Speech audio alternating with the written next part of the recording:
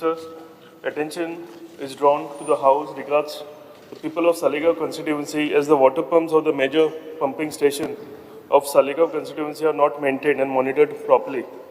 There are two major pumping stations in Saligao constituency that are PDA and Verem, from where the water is further pumped, supplied to SUMS, OHR and GLRs pumps, out of which only one is operational and the other two are not working condition.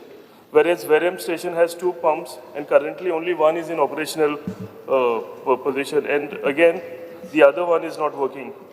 The electromechanical section under subsection 4 of work division 17 is inefficient and does not maintain the pumps properly.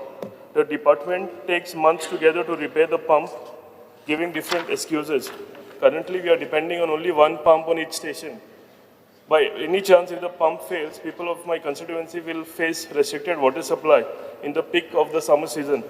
I request Honorable Chief Minister is also PWD Minister to take strict action against the PWD department engineers and staff who neglect their duties and ask them for clarification. Yes.